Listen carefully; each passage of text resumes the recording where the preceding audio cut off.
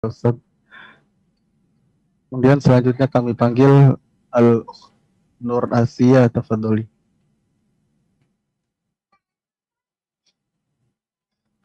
Assalamualaikum Ustadz. Waalaikumsalam warahmatullahi wabarakatuh. Barakallahu fiik. Naam, tafadhali. Alhamdulillah, semoga Ustadz dan seluruh umat muslim selalu diberkahi ya Ustadz ya. Wa fiik wa barak. Afwan Ustadz, izin bertanya. Kalau selama ini kan saya kalau berkurban itu ke tempat lain yang bukan di daerah saya ya Ustadz. Nah. Yang saya ingin tanyakan itu kalau seandainya kita berkurban di tempat lain, kan ada anjuran yang supaya kita tidak memotong kuku dan rambut dan yang lainnya. Nah. Sedangkan kadang-kadang laporan dari pihak penyelenggara itu kadang-kadang kurbannya suka dipotongnya itu nggak pas hari H, misalnya nggak pas besok atau bisa sehari atau 2 hari setelah itu. Apakah yang ingin saya tanyakan, apakah saya sudah boleh memotong kuku ataupun memotong rambut itu apakah boleh Ustaz? Walaupun belum dipotong hewan kurbannya. Nah kan justru itu saya kan kadang-kadang laporan yang diterima kan kadang dikirim laporannya itu telat gitu kan. Kan itu saya kirimnya via yayasan gitu loh Ustaz. Iya. Jadi kan mereka kirim laporannya telat, sedangkan saya nggak tahu nih sudah dipotong atau belum kurban atas nama saya dan keluarga. Ya. Nah, apakah itu kita boleh memotong kuku ataupun rambut, atau kita harus menunggu laporan dari mereka dulu gitu? Siap. Bahkan terkadang ada yang tidak kirim laporan gitu, Ustaz. Nah. Itu bagaimana? Iya, ada saya yang beberapa tahun yang sebelumnya saya pernah, jadi nggak dikirim, saya bingung gitu. Itu yang pertama Ustadz. Yang kedua perihal pengampunan dosa, seperti yang tadi Ustadz Syafiq bilang, Allah pasti mengampuni kesalahan hamba-hambanya jika dia bertaubat. Nah, cuman kan permasalahan kalau dengan manusia kita harus meminta maaf ya Ustadz, dengan manusia yang kita punya salah.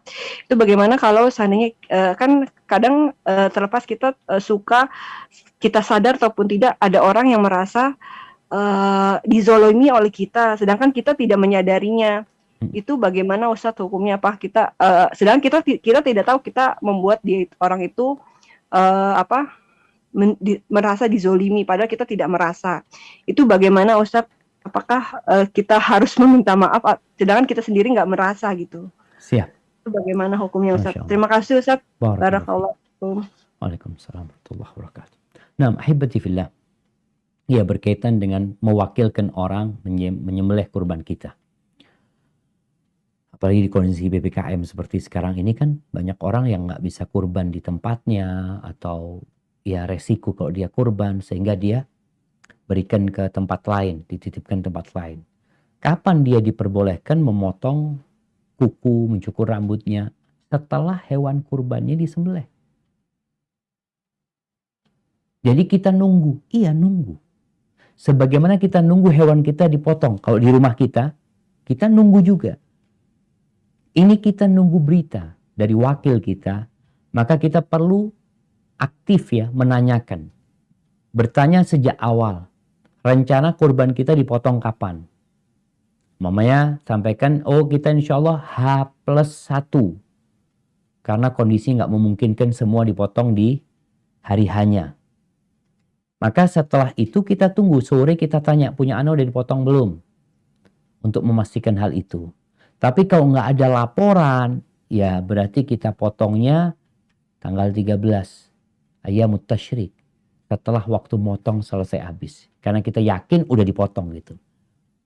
Jadi kan waktunya udah habis. Mau tidak mau hewan kita sudah dipotong. Mungkin mereka nggak sempat memberikan laporan ya. Apalagi di masa dulu kita kirim, ya belum ada handphone, mungkin ya pelaporannya kadangkala pakai surat dilaporkan, ada LPG. Maka berarti bisa jadi kita tanya dari sejak awal kapan dipotong. Kalau sudah bisa dipastikan dipotong H+2, ya berarti kita hari ketiga sudah boleh potong. Tapi kalau memang nggak ada laporan, ya paling tidak kita nunggu waktu pemotongan itu habis. Setelah itu kita baru potong kuku kita, potong rambut kita.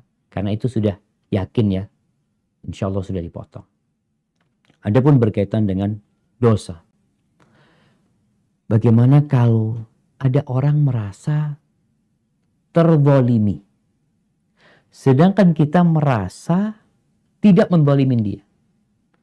Itulah jemaah. Manusia ini kadang-kala merasa tidak menzalimin. Anak pernah bersama keluarga di lampu merah, terus kita jalan. Tahu-tahu dikejar sama motor. Udah jauh nih. Ditepuk-tepuk mobil anak. Berhenti anak. Ada apa anak? Anak gak tahu sama sekali, kata dia. Loh, gak tahu bapak? Gak tahu, kenapa, kata dia. Saya tadi nabrak pintunya bapak, ada yang buka pintu belakang, kata dia. Akhirnya anak ngomong. Anak-anak waktu itu Jabir, buka pintu. Iya bah tadi bah, subhanallah. Akhirnya anak minta maaf. Jadi ada kondisi-kondisi kita itu tidak merasa, tapi orang merasakan. Tugas kita bagaimana? Ya kita kalau memang orang itu merasa terzalimi, kita minta maaf. Tapi kalau kondisinya orang itu nggak pernah cerita, orang itu nggak pernah ngomong, nggak ada yang pernah nyampaikan kepada kita, maka di sini kita minta ampun kepada Allah secara umum. Mohon maaf kepada Allah. Kalau ada orang-orang yang aku zalimi, ya Allah, aku mohon maaf, ya Allah, ampuni dosa-dosa mereka.